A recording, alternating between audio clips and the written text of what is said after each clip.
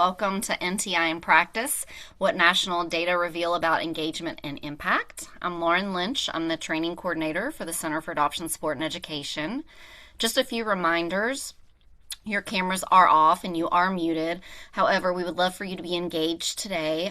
There is a Q&A box that you may go to. That would be the perfect place for you to put in any questions.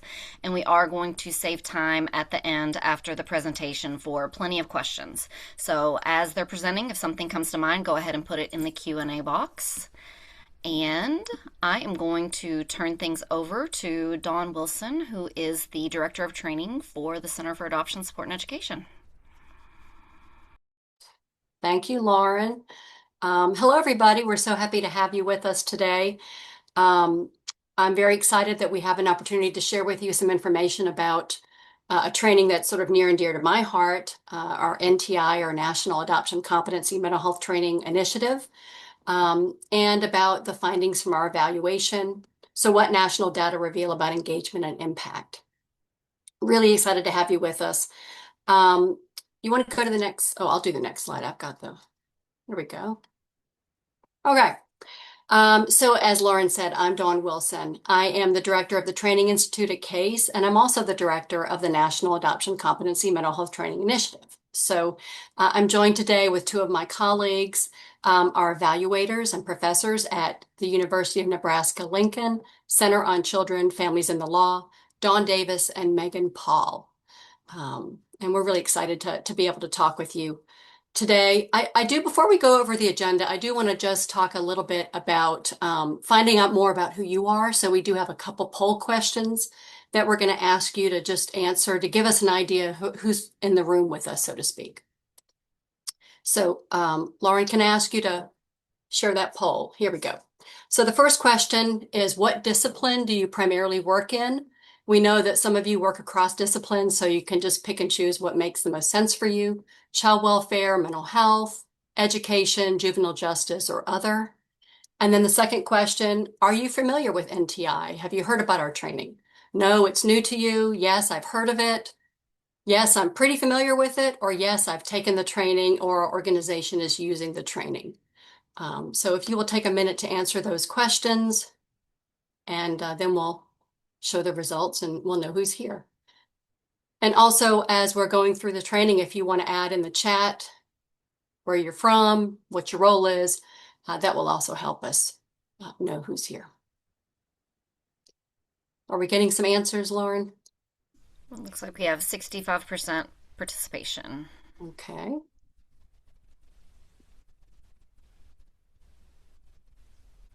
Why don't you go ahead and show, let's see, we got, all right, so about 61% child welfare, 18% mental health, about 4% education, and 16% other. Familiar with NTI? No, it's about 40% of you, it's new to you, so that's exciting for us to be able to expose more folks to our NTI training. 30%, yes, I've heard of it. And 11% pretty familiar, and about 20% of you are using it. Either you've taken it yourself or your organizations are. So, okay, that's good for us to know. Thank you for participating. Again, as Lauren said, be sure and make comments in the chat. If you have specific questions, we would ask you to put those in the Q&A box. Okay, well, let's move ahead. Okay, a little bit about our agenda. We're going to talk about a brief overview of our NTI training, talk about the framework for our evaluation. We're going to discuss some of our key findings from the evaluation. We're going to talk about how data are being used by organizations. We're also going to share a bit about the supports that we provide to organizations that want to implement NTI. And we're going to spend maybe about 30 minutes toward the end doing Q&A. So we'll make time for that. All right, so as I mentioned, the focus of this webinar is on our National Adoption Competency Mental Health Training Initiative, or NTI for short. And I thought it might be helpful for us to do a little grounding on what we mean by adoption competency. So this is a term that might be familiar to you, but it might not. So if it's not familiar to you, adoption competency is not a specific practice or intervention or model. It is a comprehensive set of knowledge, value, and skill competencies that are rooted in research and evidence-informed practice that have been found to be more responsive to and effective with adoptive, foster, and kinship families. This work started with a focus on adoptive families, which is why it's called adoption competency. But we've really found over the years that the competencies apply more broadly to the foster and kinship community as well. So hopefully that gives us a little grounding on what we're talking about. I want to share a little bit about the training, since we do have a sizable number of folks who don't really know a lot about our training. First of all, our NTI training is federally funded. It is a training initiative that's led by the Center for Adoption Support and Education, so our organization. The focus of this training is really about building the capacity of the child welfare and the mental health workforce to address the normative developmental hurdles and the mental health challenges that youth have when they experience foster care, kinship care, and adoption. We have two curricula. We have one that is focused on the child welfare workforce and one on the mental health workforce. So on the child welfare side, this is a 7-module, 18-hour curriculum for child welfare professionals and paraprofessionals, sort of broadly, in both public and private settings, who will work across the continuum of child welfare services. So that can be from prevention and child protection to post-permanency. This curriculum is casework focused, so it's really about how to do the work with children and families when they're in front of you. This is not policy or theory. It is strategies, tools, resources for how to do the work, what to say, how to interact. There's also a 21-hour curricula for supervisors that includes an additional lesson with each module that helps supervisors to support their staff to apply what they've learned in practice. So we want to support supervisors to be good coaches for their staff to apply what they've learned. On the mental health side, the training is for mental health professionals and paraprofessionals, again, broadly. We don't require any specific licensure or degree. People can self-identify as mental health professionals. We're looking at mental health professionals in both public and private settings, also in private practice. It is a 9-module, 27-hour curriculum with a clinical focus. So here we have a lot of shared content, which I'll go over in just a second, between the two curricula. But on the mental health side, there's more of a focus on assessment, treatment planning, therapeutic parenting, kind of the skills you can use with families when you're working with them. And also want to add that if folks take this training on our CASE learning management system, which is called the CASE Institute, we do provide we provide CE credits either through the University of Connecticut School of Social Work, NASW, or MBCC, which is the National Board of Certified Counselors. So we're very excited to be able to offer those CE credits for free. So a little bit about the competencies that we're focused on. As I mentioned, we have some core competencies across both child welfare and mental health curriculum. So those are the first 6 that you see listed.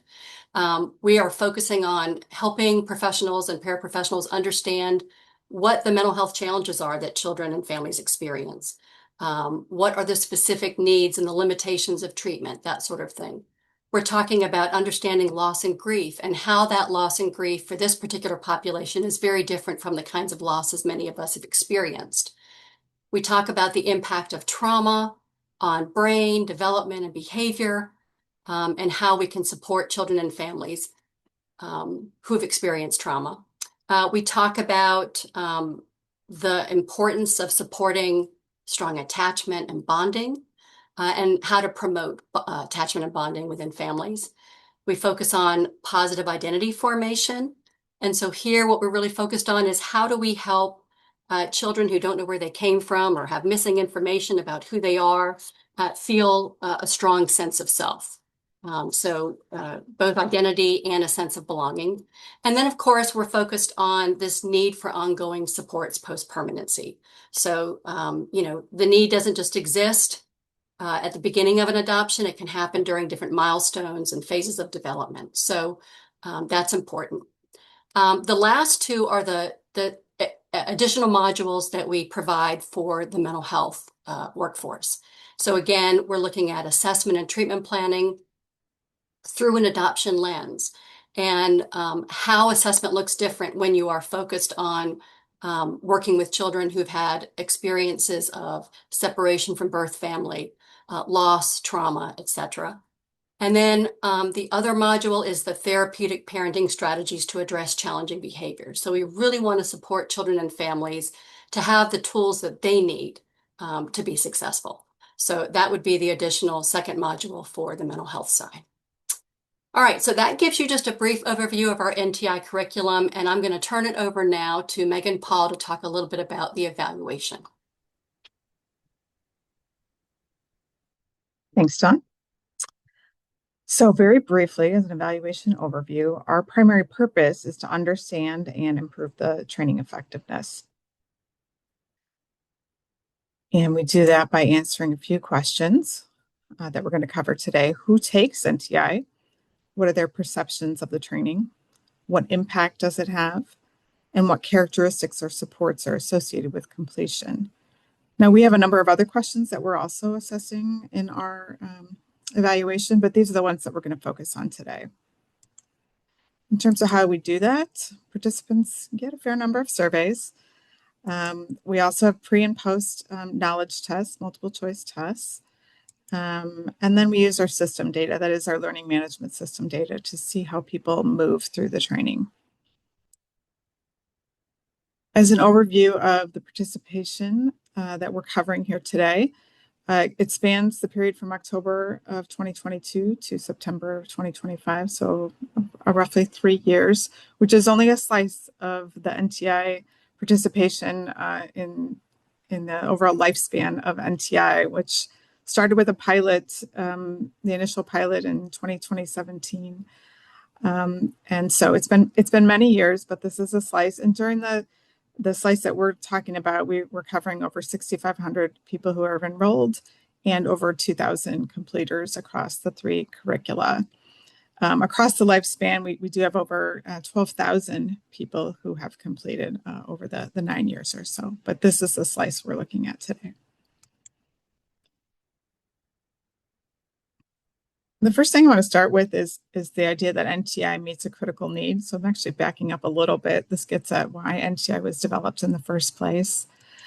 And I'm just going to give some very quick stats and quotes about experiences. There's many more in the training, and you can take that to learn more. Lots of research behind this, and this is probably familiar to a lot of you.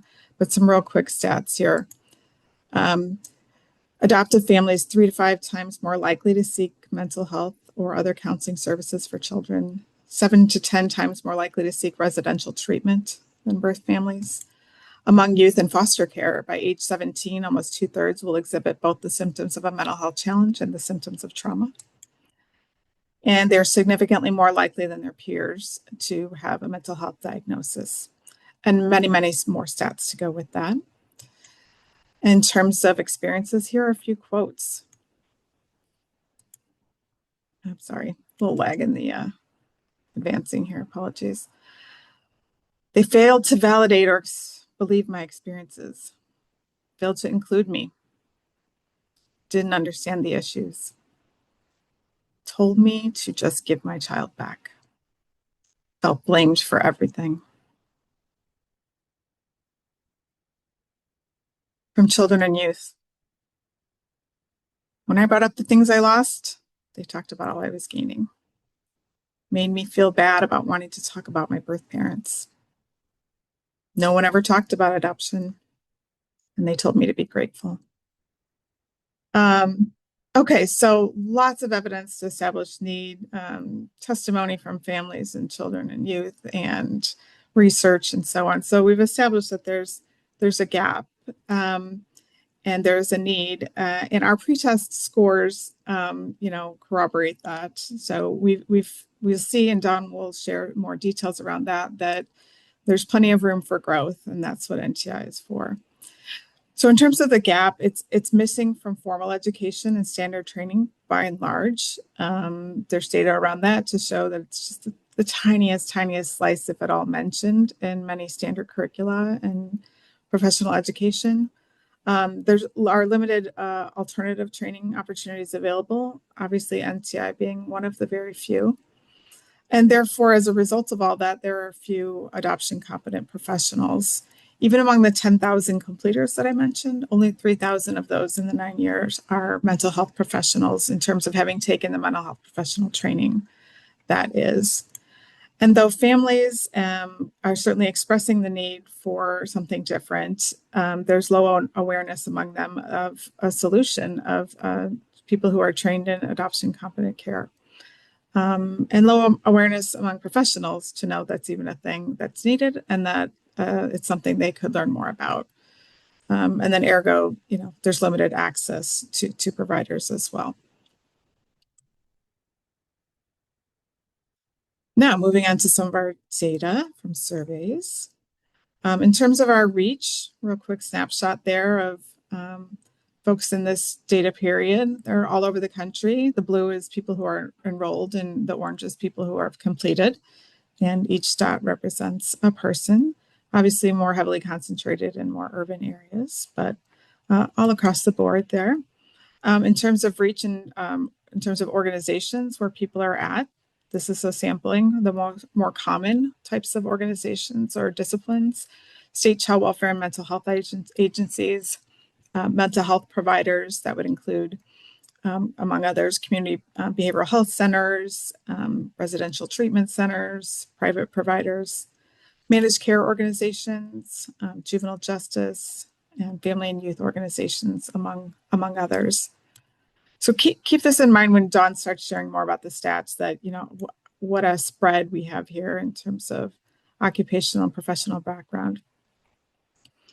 In terms of child welfare agency involvement, which is not the full gamut, this map displays in green those states where child welfare agencies are implementing NTI in some form or another, some with stronger partnerships with C.A.S.E. and some with less so, with 14 of those requiring NTI for their child welfare staff.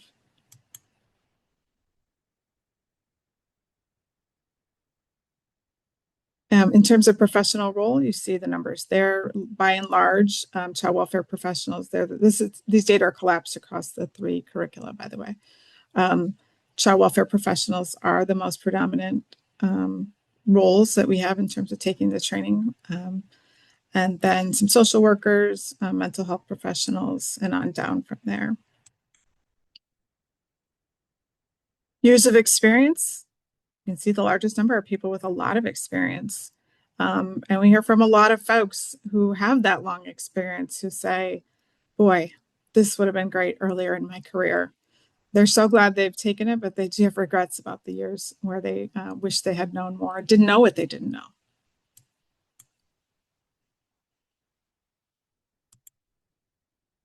In terms of educational background, master's degree is most prominent, followed by bachelor's degree, which is not surprising given the populations we're working with. And in terms of licensure, we ask only in the mental health professional training about this, even though we know there are plenty of child welfare workers and agencies where licensing is required. And the largest percentage are working towards a license. So that means they're early in their career, I imagine, more often than not, which is great to hear. And then we ask about personal connection to adoption, guardianship, kinship, or foster care. And so we have a very sizable proportion who do have that personal connection. So, it's likely that people who have that connection are more likely to seek this out. And we're seeing that here. In terms of completion, you can see the numbers there about, this is people who start the training and whether they complete it, 54, 38, and 32%. There is a guideline, a recommended guideline to complete within 6 months. And these are the proportions that do achieve that goal. So those are much higher. It's doable in 6 months for sure. of those that do not complete, I should note that the most common reason they say is they don't have time, which is understandable. This training does take some time, and although it's flexible, and that's the great thing about it, it does require a fair amount of self-discipline to get there, to do it for a self-paced training. And some others say I was only required to do modules, 1, 2, 3, and 4, or whatever. So I wasn't required to do the remaining modules. So that's the reasons. Don will talk more about that. And then in terms of the actual number of days it's taking, some more short of 6 months, the median is, as you see here, 46, 92, and 93 days. That's, of course, time elapsed on the calendar, not time spent per se, which is, still less than a typical college course. And so it's very doable in that time if you're disciplined and focused on making your way through. And of course, as Don mentioned, you can get continuing education credits for that work. And now I'm going to pass it over to my other Don. Great. Thanks, Megan. So I am very happy to share with you more of the data, and specifically, I'm going to focus first on how NTI has impacted those who have taken the training.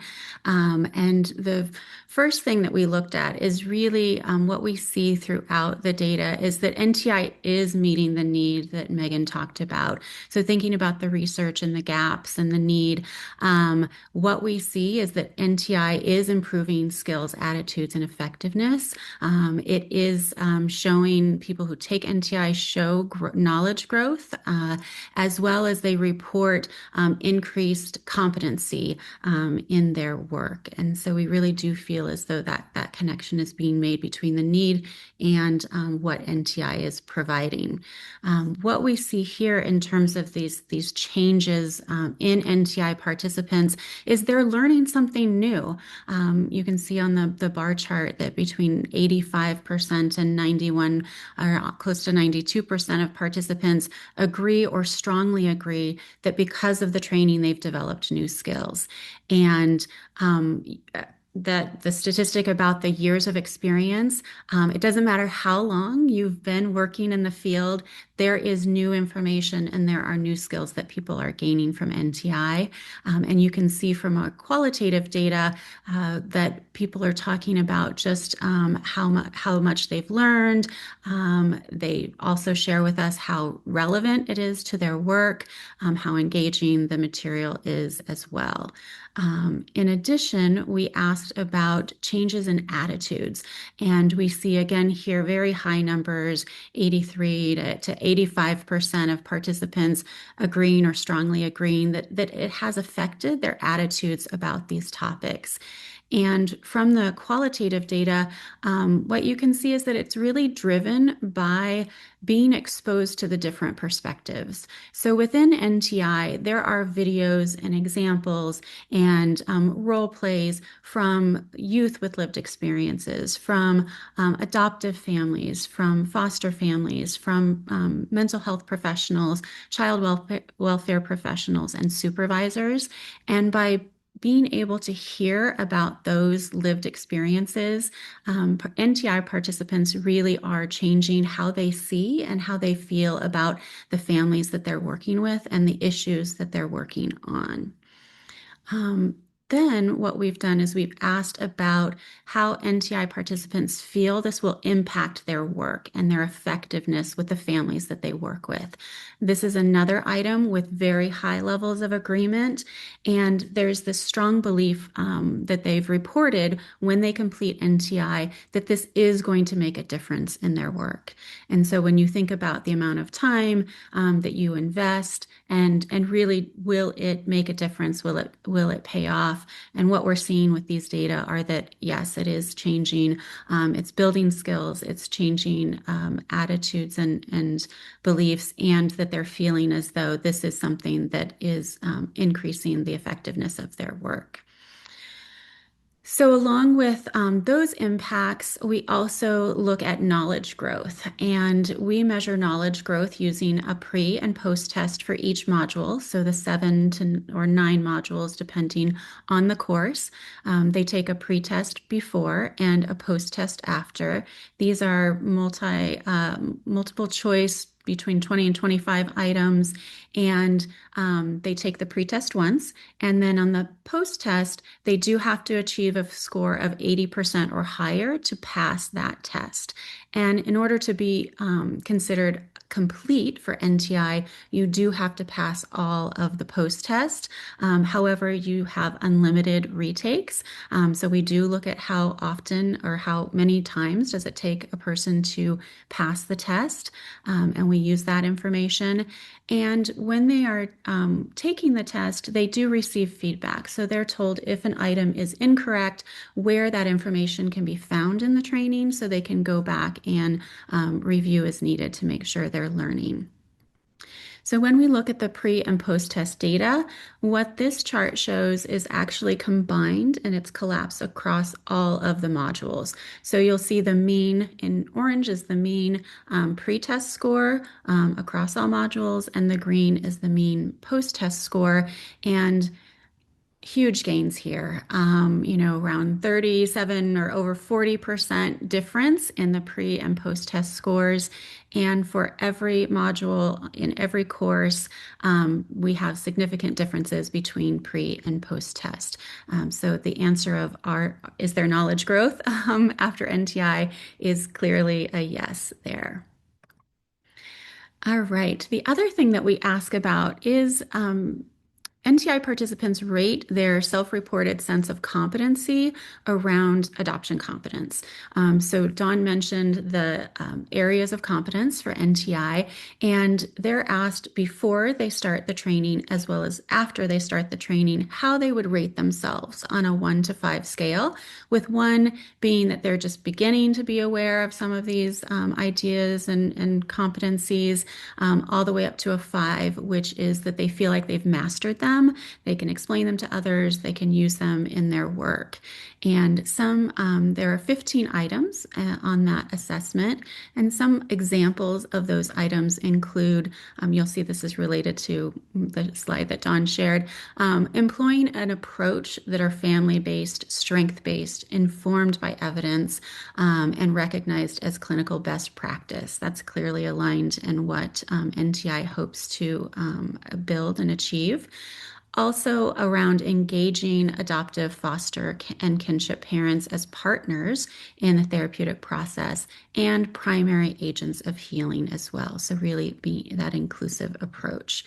And then another example is demonstrating an awareness of the impact of the birth parent's psychological and sometimes physical presence in the child's life. So thinking about ambiguous loss or grief, or how, even though it might not be there in front of them, how those things are impacting the child's attachment and development.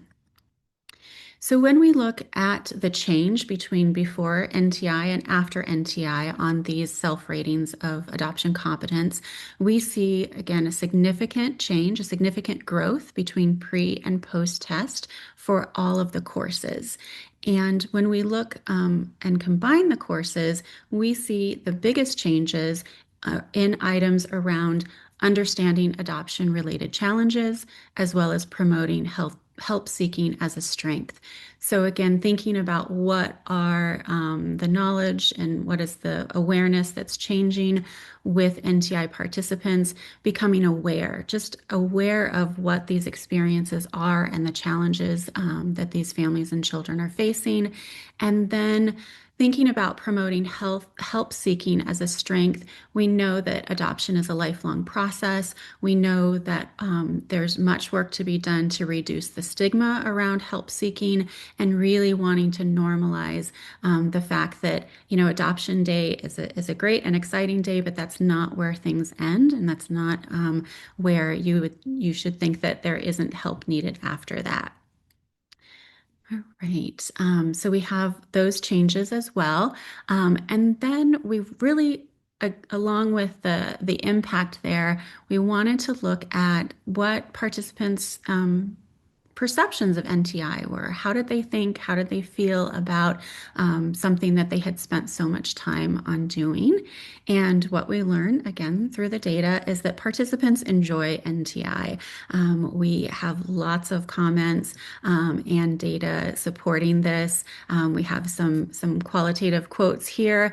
And then at the end of the training, we simply ask them, overall, how satisfied are you with the training? And 87 to 92%, agree or strongly agree that they were satisfied with NTI. We asked them a lot of other questions that we're not sharing today about organization and the content and other things as well. But the key takeaway here is that with this training, they are satisfied with it. The majority of participants are satisfied. And then we are sharing this because I think it's really telling as well, is that we have a high percentage of participants who report that they would recommend NTI to other professionals. And what we see in the comments is not only would they recommend it to professionals in their own field, they would love for professionals in other fields that they engage with to take NTI as well. And I think that does support the approach of NTI to, have child welfare and mental health, but it's also expanded to other professionals and systems who serve these children and families to give them a common understanding, language, and approach to support these individuals. And yes, so you'll see that we have many comments about, oh, it would be great if everybody in my agency, everybody in the field, and everybody working with these children and families had this information. So thinking about the data, we do a lot of data collection and analyzing and reporting and sharing, but the value is really in how are they used? How are data being used to impact implementation or the experiences of people taking NTI? What can we do with what we're learning? And so in terms of how data are being used, there are several different ways. The feedback data that we receive are used to improve NTI. So really thinking about what are their experiences, what are their suggestions for improvement. And a great example of this is in November of 2025, a newly enhanced version of the mental health professional course was released. And this is just a highlight of some of those improvements. And many of them were informed by the data, as well as a very rigorous and intense review process that Dawn Wilson and her team took with input from professionals from the field, lived experience, and other guidance to really make sure that the revision was meeting the need that they heard. So some of those included a new content, reducing time. We always know that time will be a factor. However, there's so much information that's important, and we know they're not getting it elsewhere, that time is you have to make that commitment. There are also new videos and resources, making sure that the research is up to date, making sure that everything is what we currently know about how children and families heal and best practices for them. In addition, there were some other functional things like playback control. So anybody that's listened to a podcast or watched a video loves to be able to control the speed in which it's playing, and having engaging activities. We get lots of feedback about how NTI does work to keep you engaged and have you do activities throughout. Wanting to ensure that there's strength-based language, and we use the data to improve the pre and post test questions to make sure that there were appropriate levels of difficulty, that they were aligned with the content, and were well written tests. So in addition to improving the NTI training, data are also used to support implementation, and that is through different avenues as well. So we know that organizations and staff need support to complete and implement NTI effectively. And so I'll be sharing a little bit of data about what they need and how those supports can help with completion. The NTI team and others also need information about how many people are enrolling and completing and what do they look like and where.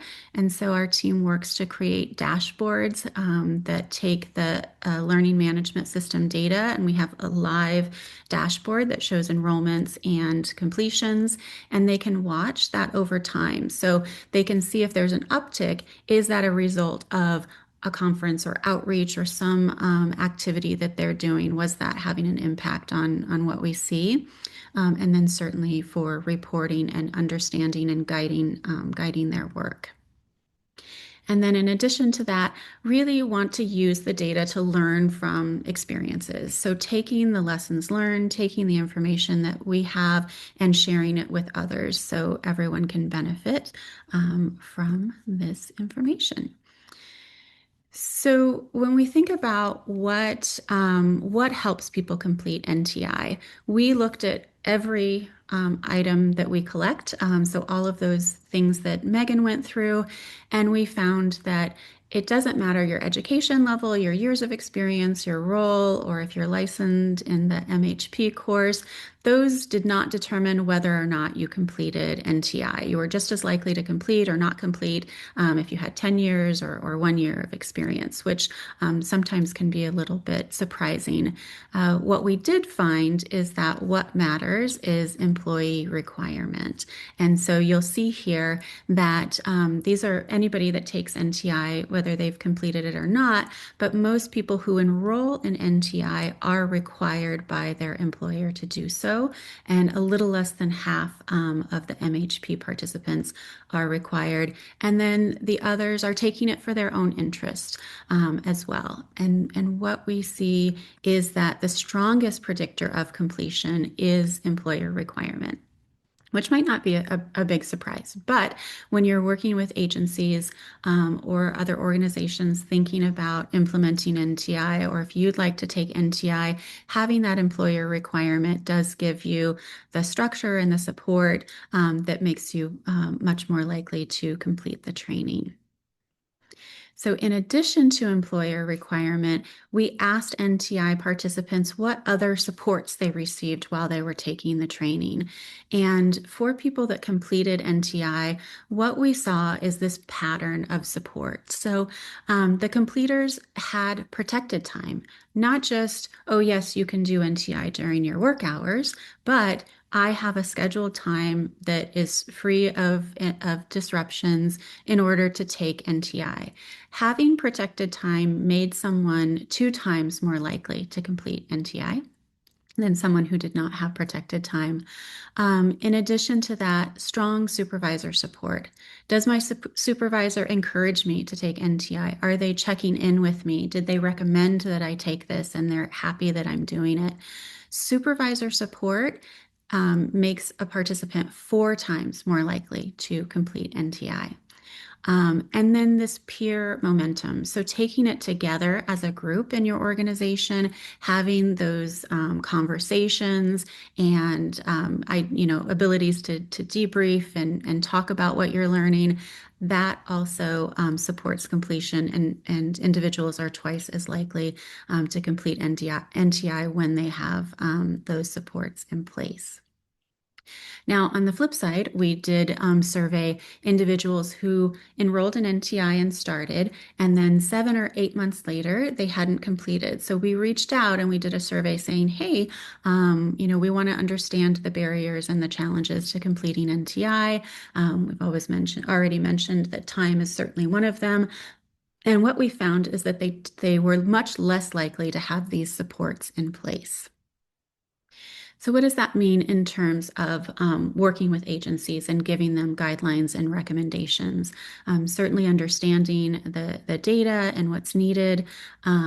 And so data to support the agencies, they can actually request from their NTI implementation specialist data around their staff and monitor progress.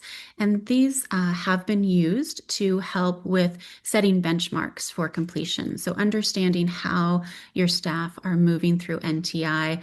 The general guideline is 6 months, but some agencies that might be 4 months, and some agencies might choose to take a year for their staff. So understanding if that's a realistic expectation and how their staff are progressing. We also see data used to inform future phases of implementation. So knowing when you've had maybe a large group complete NTI and preparing for those next steps and making sure that there's that transfer of learning and that it does become part of their practice. It's helpful in identifying and addressing barriers to implementation or completion. So understanding what supports can be added in. Fine-tuning promotion or communication strategies. Some agencies have used incentives or recognition to support, and then communicating regularly. NTI sends out every 2 weeks. You get a reminder, you're working on it, keep going. But agencies themselves might also want to send out information too. It helps identify gaps and gains in knowledge so that those pre-tests can really help identify what staff are learning and how that can be, again, supported. It helps set future professional development needs. So knowing this is the content that my staff have, this is a skill that's maybe recently learned. It needs to be, practiced and do some check-ins, and then finally to provide opportunities to celebrate those gains and successes as well. We really want to make sure that it is a commitment, and when people complete NTI, that is something that can be celebrated. Okay. So those were the data and specific uses for the data. And I started to talk a little bit about supports for NTI, but I'm going to turn it back to Dawn Wilson to talk more about how C.A.S.E. and the implementation specialists work directly with agencies. Thank you, Dawn. So this is a lot of really great information about how the training is received by the folks who are taking it and how organizations can use it. And, one of the things I think that we've learned over a number of years, I mean, I mentioned at the beginning, this is a federally funded initiative, and we've been working with sites to implement NTI since about 2019. And, there are a lot of things that we recognize about the challenges for child welfare and mental health systems. We know that for the most part, folks don't come into this work, with this expertise. I mean, that's true whether you're, the child welfare, mental health professional. We aren't getting this kind of specialty knowledge and information in our graduate or undergraduate or any other education generally. We know that outcomes, as Megan shared earlier, for a lot of children and families is poor. It's not where we want it to be. And so we think about what happens when staff are doing work with children and families and don't have the skills and the resources and the tools or the confidence, and the feeling that they have a skill set to really support children and families, when they aren't able to have conversations about what it means to feel disconnected from your birth family and community, or how it feels to not know who you are or where you came from. I mean, all these kinds of things.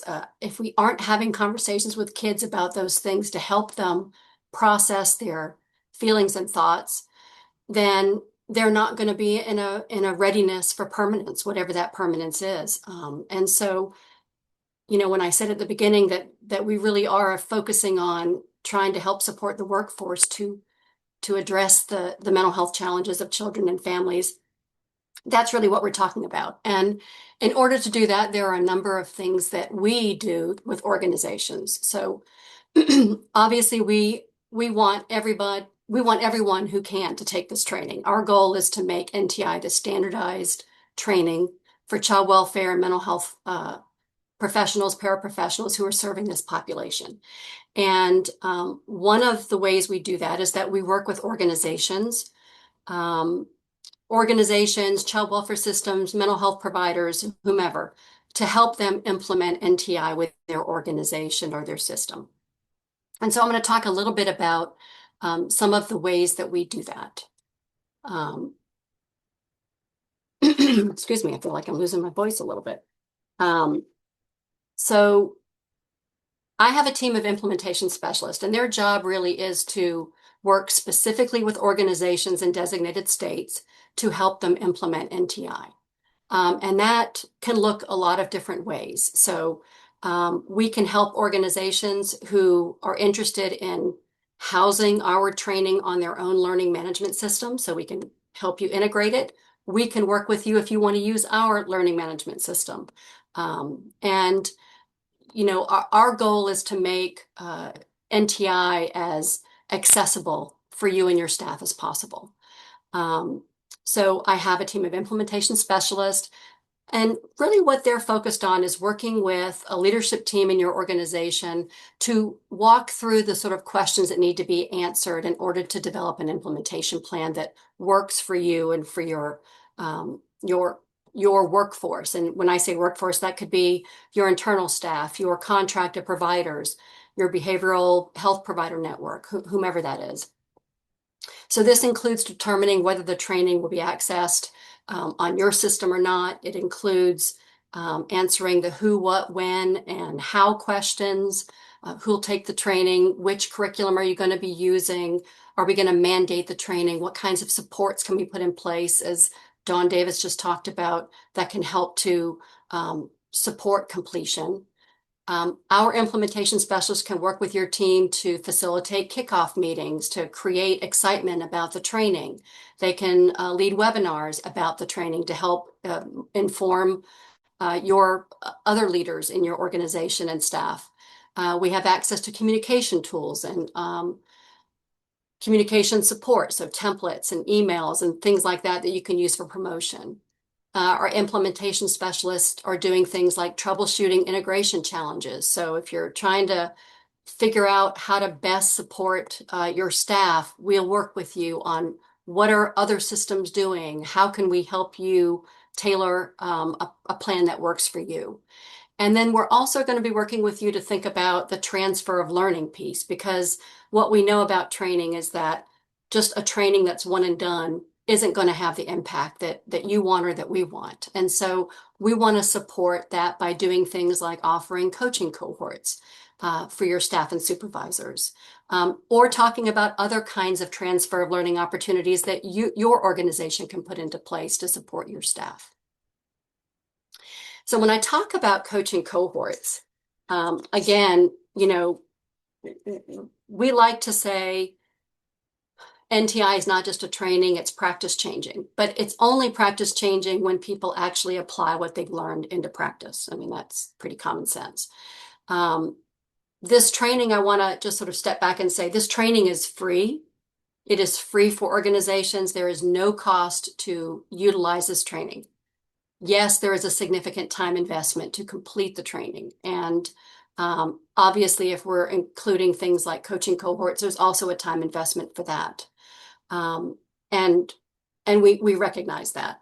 But the actual use of the training and implementation and the other supports we provide to you are free. So I just want to sort of put a plug in for that. We want to again make this as easy as possible for organizations to both implement the training, integrate it into your training array, and to sustain the training over time. We don't want this to be just a one and done kind of training for your staff. We want it to impact practice so that children and families can benefit from that.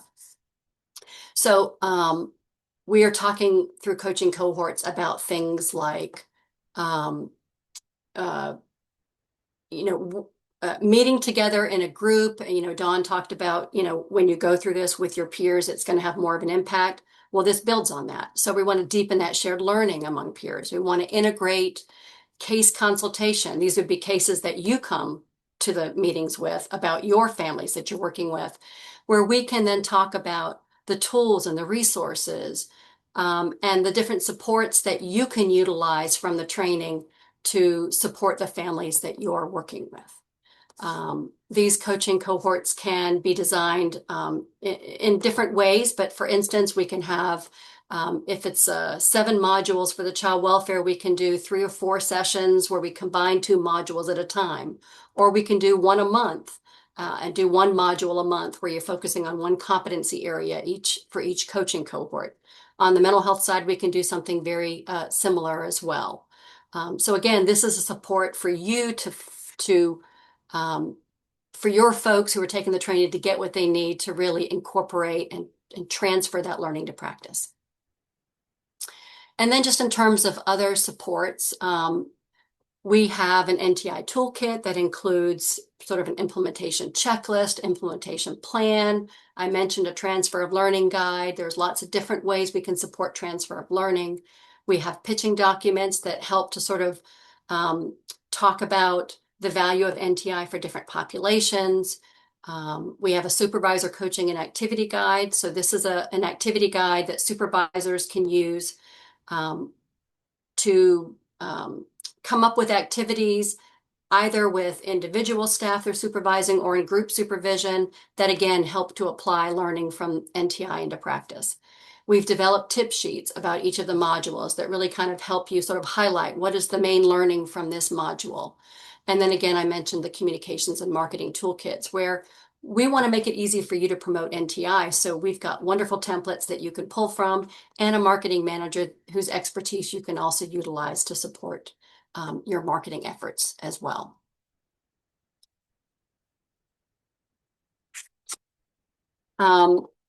We, of course, want to make access to NTI easy.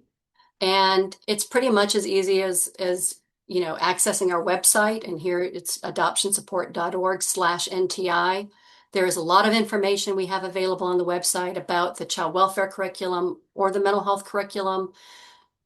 We have demos, demo lessons that you can use, you can kind of play with. We have lots of resources that I've just mentioned on our website. And then there's also an access tab where you can just go right to the access tab, get the link that goes to our learning management system portal and enroll again for free in the training. And you can choose which of the trainings you want to enroll in. Obviously, part of our job, as I mentioned, is to work with your team specifically about your needs. And so you can enroll individually, but if you want to have a conversation with us to help us sort of figure out the enrollment and the implementation, then our implementation specialist can meet with you directly around that. And then I didn't say this at the beginning, but I think it's important to really understand that NTI is part of a broader kind of approach in our organization to building or enhancing adoption competency just across the workforce and across the field, so to speak. We're engaged in a number of different activities at different levels to support adoption competency. So we are C.A.S.E is the leader of the National Center for Adoption Competent Mental Health Services. Again, a federally funded initiative to build bridges between child welfare and mental health systems. With the goal really to make sure that adoption competent mental health systems are accessible and available to families in states across the country. And the National Center is working with states, tribes, and territories to do this work. If you're interested in being a part of National Center work, you can also reach out to me, and I'll give my email in just a minute, and I can connect you with the right folks there. I've mentioned, of course, NTI. We consider that the foundational training for adoption competency, but we also have the next level, which would be our training for adoption competency, or TAC. That would be considered the deeper clinical dive for licensed clinicians. And then the C.A.S.E Academy is one of our newest programs at C.A.S.E, and it provides a more immersive clinical experience for both folks at the front of the career, so graduate interns who are in graduate school, and also professionals in the field who are at the intermediate and advanced level. So we're doing coursework that can support that learning at both levels. So I just think it's important for you to see that at C.A.S.E we take this sort of focus on adoption competency very important, and it is sort of the foundation of the work that we do, and NTI is a part of something bigger as well. All right. All right. I think we're pretty close to 3 o'clock. So I hope what you've heard today has excited some of you and encouraged you to want to be involved in NTI if you're not. I mentioned earlier that we think about NTI as not just a training, but as practice changing. And that really, is our goal. We know from our evaluation and from our work with many organizations over a number of years, the impact that NTI has. We know it fulfills a critical need. We know it impacts the workforce in meaningful ways. We know it's enjoyed by staff. That includes staff on the front end of their career and also those with many years of experience. We know that NTI includes comprehensive supports, and we use the data that we gather to help improve curriculum improvements, implementation guidance. We are trying to learn from those of you who are taking the training as well. And as I mentioned just a minute ago, NTI is part of C.A.S.E's work overall to build and enhance the adoption competency of the child welfare and the mental health workforce. And I guess I would say I want to ask you to come alongside us and be a partner with us in making sure that the workforce has the skills that it needs to provide the support that so many of our children and families so desperately need. So I guess I'll end there. And I think the next slide we'll have our email addresses. So I will say it's not often that I'm in a webinar with another person named Dawn. So we don't want confusion. I'm Dawn Wilson. So if you want specific information about how we can help you implement NTI with your organization, please send an email to me and I'll be happy to connect you with our specialist. If you have questions, comments about the evaluation and the findings that were shared today, then Dawn Davis or Megan Paul, you can certainly reach out to. And if you get the wrong person, we'll get you in the right place for sure. But again, we want to be supports to you, and we do want NTI to be the standardized training for child welfare and mental health professionals and paraprofessionals across the country. Okay, so I think now Lauren will open it up for any questions. I don't know if we've had any. If you have any questions, please feel free to put it in the Q&A box. And I did see some comments in the chat, some folks who wanted to know how to reach out. So wilson@adoptionsupport.org if you want implementation support, and we will get you in the right direction. I think there was a question that was in the chat, not in the Q&A, but Okay. From a foster parent asking about if NTI was appropriate for them. Oh, for foster parents. Yes. That's a good question. I'm not sure if, Lauren, if you want to put our evaluation survey in the chat as well. I might have just, yeah. So it's a good question. I'm going to assume you're asking if the training is appropriate for you as a foster parent to take. So if that's the question, really anybody can take NTI training. I wouldn't dissuade anybody who's interested from taking it. I think what's important to know is that when it was developed, the child welfare version was developed with people who work in the child welfare field more broadly. So it's going to be written to you as if you're, working in the field. Same thing on the mental health side. It is written as if you are a mental health professional or maybe a therapist or clinician working with children and families. We know not everybody is in one of those particular situations. And so you kind of have to, when you're taking the training, just be aware that how it's framed may not fit necessarily your role or who you are. We did try on the child welfare side to make it more broadly appeal across the continuum, because we know that while folks who work in the adoption field are on sort of the back end of the continuum, the decisions that result in children moving to adoption are being made at the front end, right? So children come into care through Child Protective Services usually. And those folks, I think, need to have this understanding as well because they're making decisions that impact the lives of children and families, from the beginning. So I don't know if that answered your question. You can certainly take the training. Just be aware that it might, all the framing may not work exactly for you. If the question is about whether or not the content relates to foster care, the answer is yes. We definitely did develop the training with the thinking about children in foster care, those who are adopted, or those who are in relative care or kinship care. So I hope that answered that question.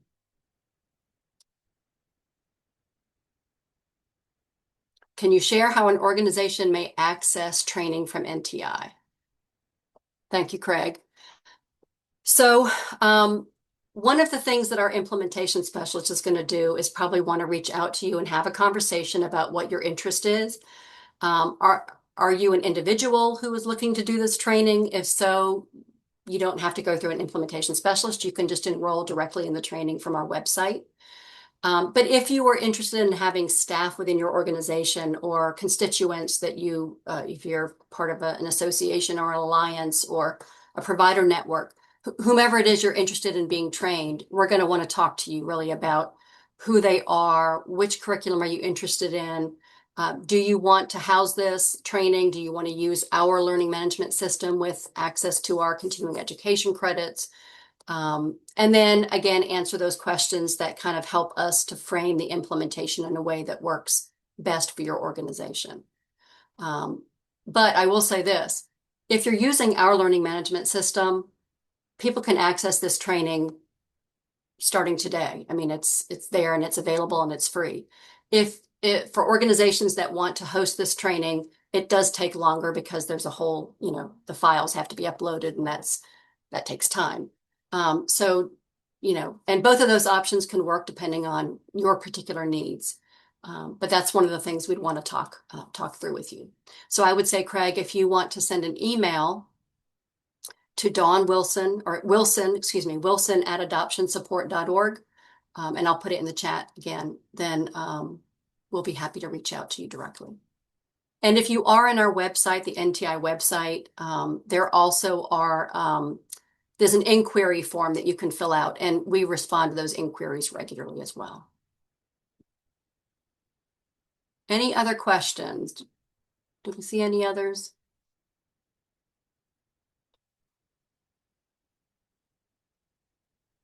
Is there a difference if you obtain the training from NTI or C.A.S.E directly? I have my TAC from C.A.S.E, but wondering if NTI is different. Teresa from Austin. Thank you, Teresa.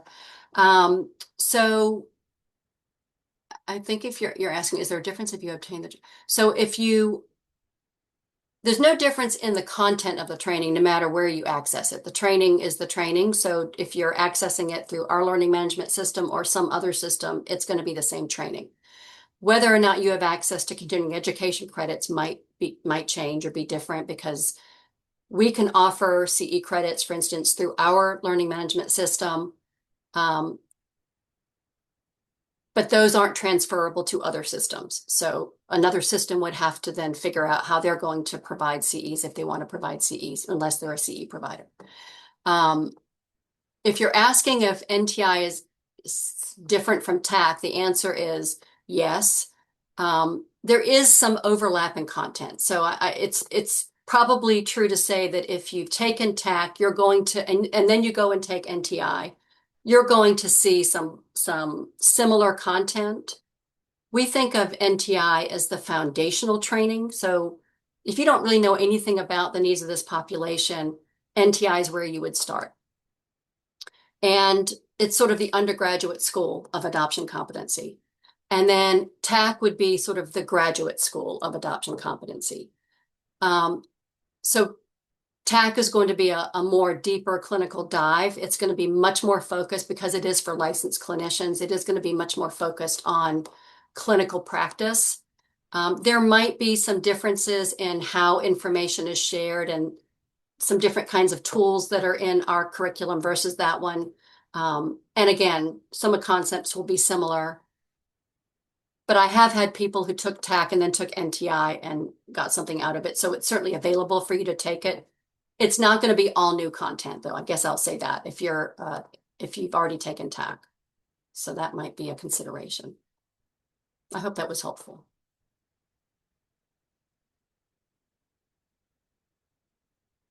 Anything else?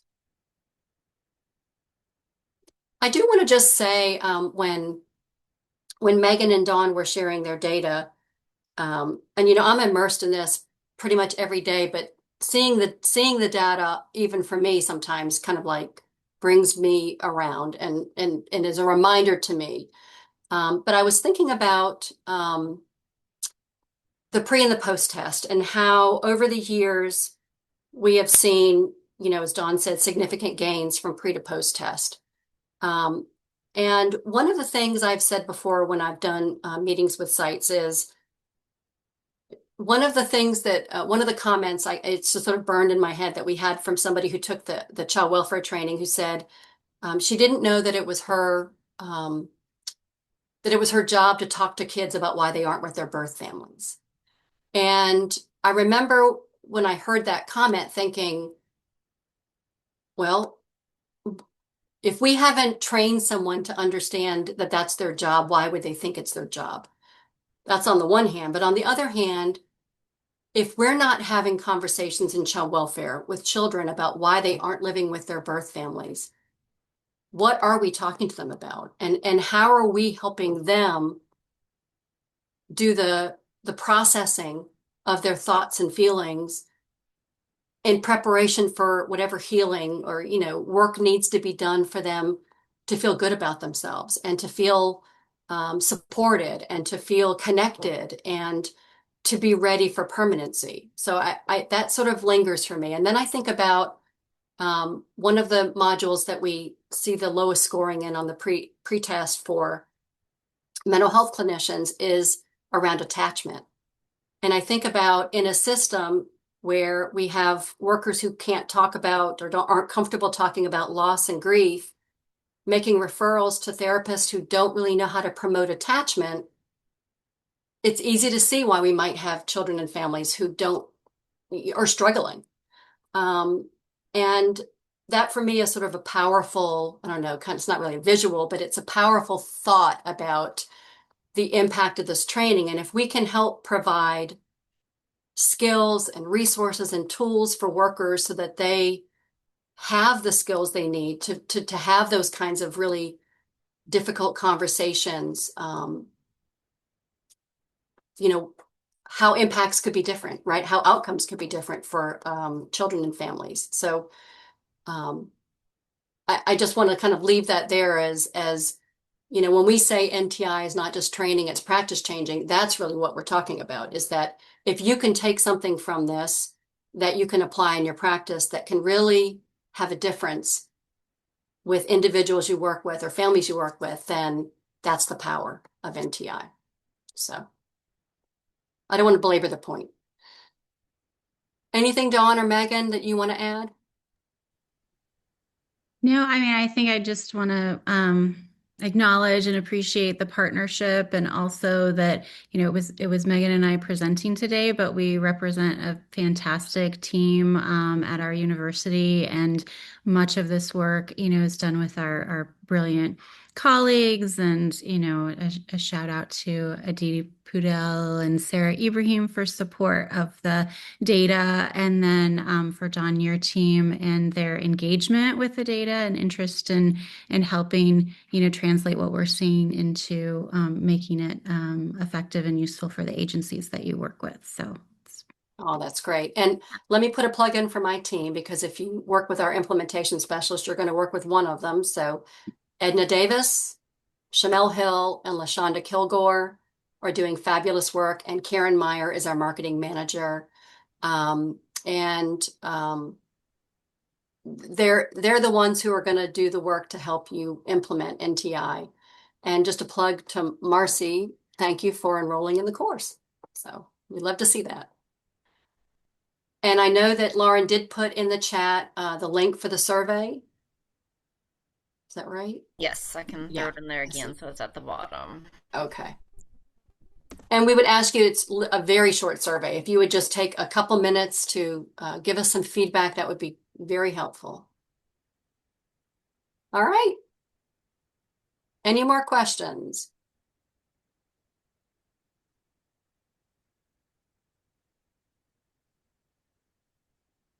All right. If not, I guess we can give you a few minutes back.